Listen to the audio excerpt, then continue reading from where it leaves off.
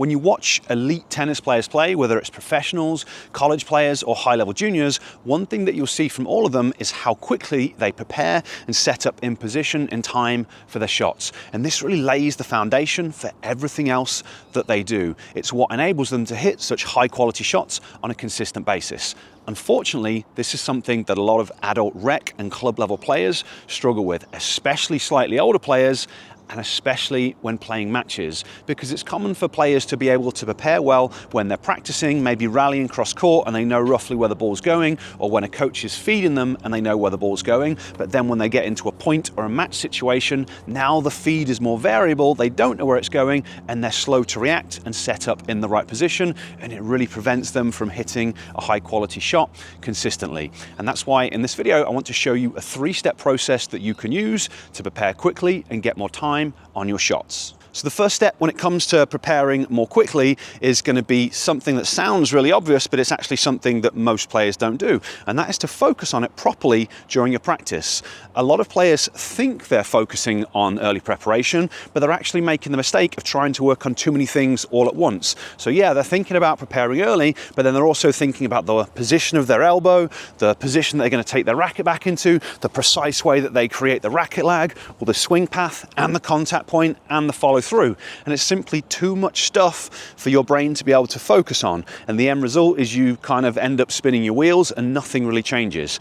So if you have identified that you're preparing late for your shots, because that comes first, you have to focus on it with the understanding that unless you get prepared and set up in the right position in time, you're not going to be able to do the other stuff anyway. So it's just a case of focusing within your practice, getting enough repetitions, thinking about preparing and setting up.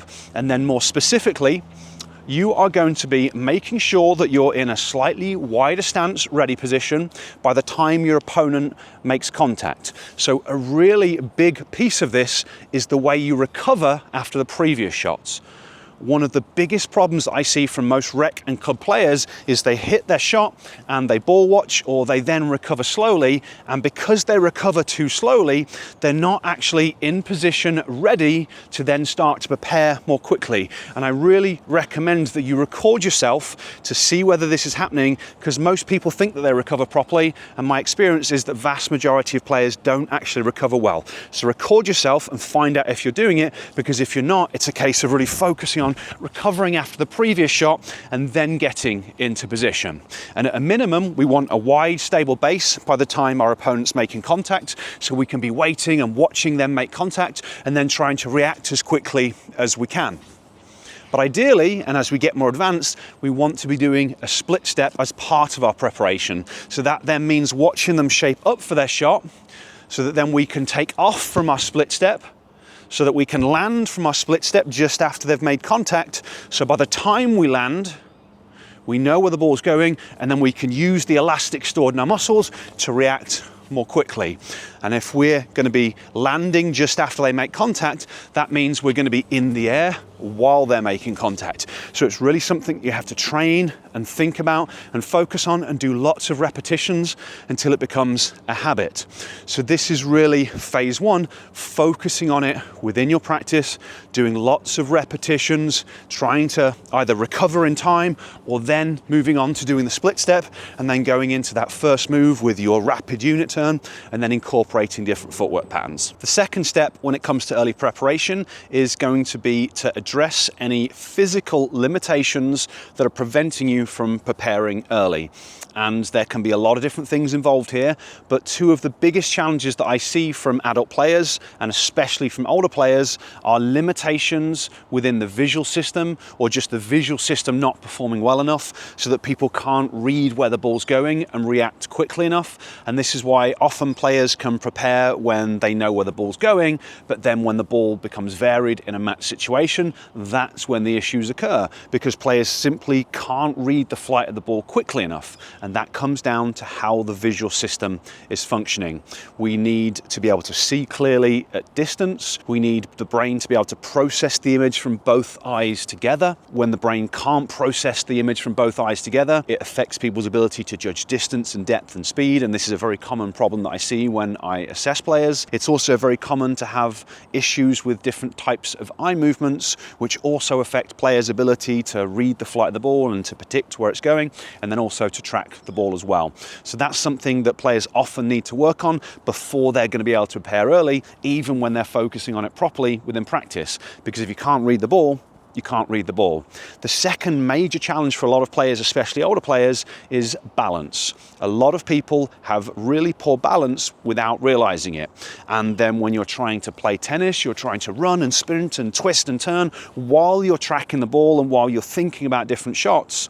If your balance isn't functioning well enough, which it isn't for most older players, your brain realizes that, and it is not going to let you move at full speed, and it's not going to let you do some of the awkward movement patterns that we need to do when we're preparing. Because normally when we walk, we're facing the direction we're going. Now what we're talking about is looking in one direction, moving quickly in the other direction. Or if we're moving back for an overhead, now we're moving backwards while looking up in the air. This stuff is really challenging on your body if your system isn't functioning in the way that it needs to. So I find for most older players, they really need to do a lot of work on the visual system and the balance system before they're able to fully fix things and to be able to prepare as quickly as they need to play tennis in the way they want.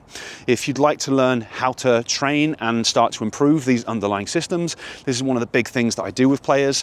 So I have a free class that's going to teach you all about it. The link will be in the description.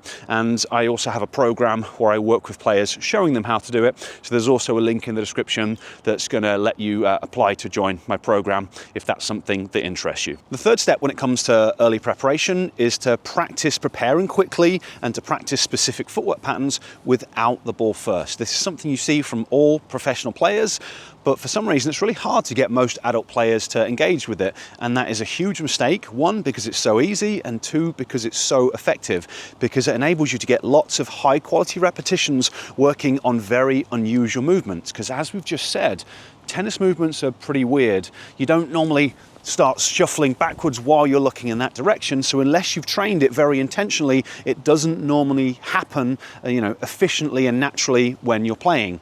Maybe if you played a sport like basketball where you did a lot of that sort of movement when you were younger, that's a different thing. But most people, if they don't have that type of background, you really have to work on these specific movements before they're going to happen fluidly in a match situation. So it's just a case of performing lots of repetitions and doing that at the level that you're at. So maybe you're just working on a split step and then doing a unit turn into a neutral stance, forehand and backhand. But you want to practice it doing quickly, because a lot of people just get in the habit of preparing more slowly, and then when the ball comes quickly, they run out of time. So it's just literally training yourself to do that movement more quickly.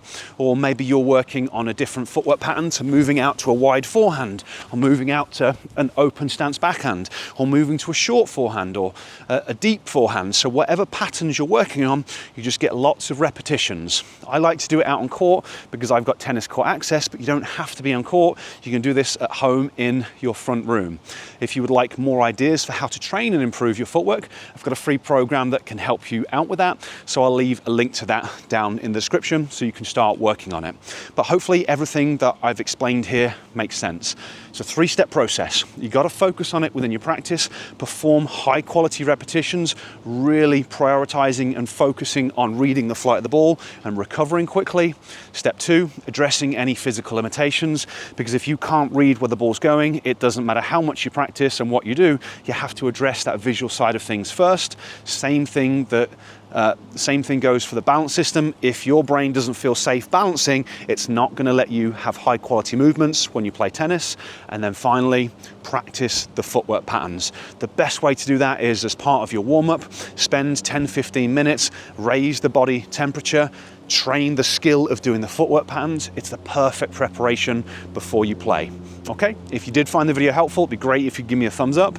If you haven't subscribed to my channel before, much appreciated if you could do that. And of course, any comments, questions, leave them down below.